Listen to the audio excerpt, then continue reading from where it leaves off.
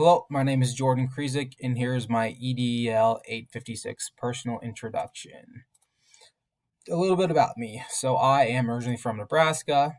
So, I am a Huskers fan, but I teach in Kansas. I teach at Natoma Community Schools. I love being around my family and friends. I actually live with my brother and his wife up here in Kearney. I went to school at the University of Nebraska Kearney, so I still do have a lot of friends here in Kearney, anyways. And then I student taught in Windsor, Colorado. I was out there just this last spring. Some work information. So, like I said, I teach at Natoma Community Schools. Just this last school year was my first year teaching.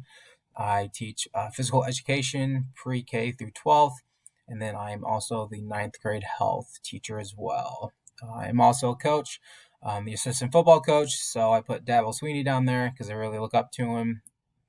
Assistant basketball coach as well, so Coach Izzo, and then I'm also the golf coach, so I'll put Tiger Woods, why not?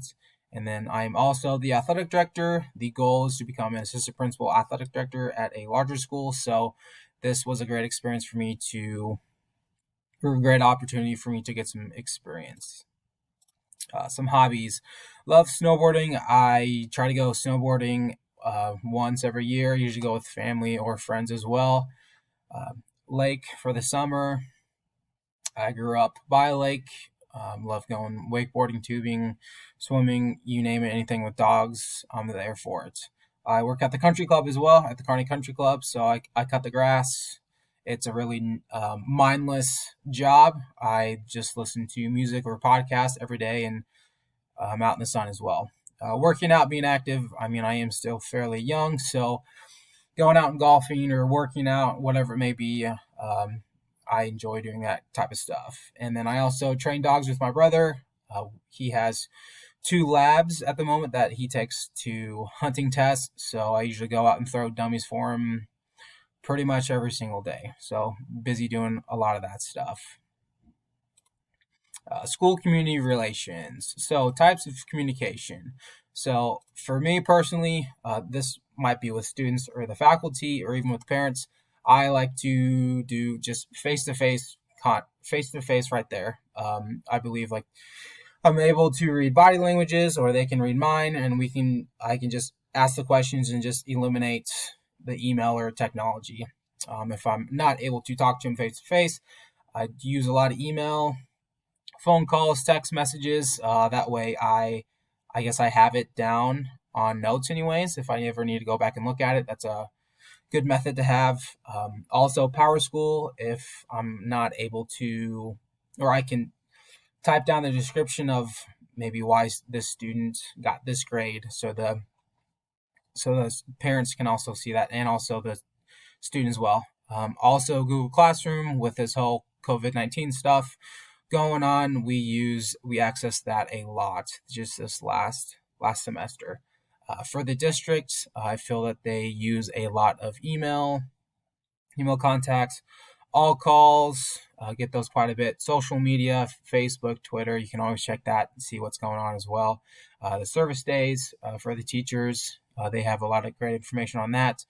The web pages, anything on the internet, just go to the USD 399 and you can find everything you really need to know, or also Power School as well. Any tool you wish you could use but can't, because I feel that our district uses great resources for types of communication. So I feel that if there is a better way to communicate, I just don't know about it. And if that's the case, then I would love to learn about it. Introductions in your professional life. So what I like to do is, stand up to introduce yourself. Good handshake. I mean, if it's a male, have a firm handshake. If it's a female, you can be a little bit more delicate, but I mean, you're not going to break them anyways. But looking at the individuals in their eyes while introducing yourself.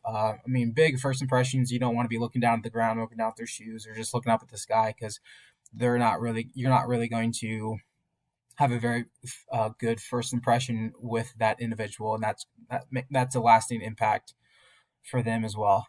Be able to connect to the individuals, find a common interest. Um, I mean, I'm typically one to be able to talk to anyone, so finding that common interest should be pretty easy for me. And then I just go off on that. Show interest in the individual, remember their names. It happens to me all the time when I ask them what their name is, and then 5 seconds later it's gone. So I need to do a better job with remembering their names. Remember faces, names, not the best with it. What methods might you use to introduce yourself as the new building leader? Uh, Being enthusiastic to meet the individuals, show them how passionate you are about being a leader in the school. Tell them a story of why you got into school leadership. I believe that these were all great ways to introduce yourself as a new building leader. Do you follow a set of district strategic policies for communicating effectively? At this time, there's no policy that indicates what type of communication is most effective. Deliver their information in multiple different ways so it will reach every communication platform. I believe as teachers, it is our jobs to get the communication successfully across, whether that be writing it down for the students, leaving notes for the students, leaving notes for the parents as well, or just giving a weekly or bi-weekly newsletter and sending that out to all the emails. So that was my professional introduction video. Thank you.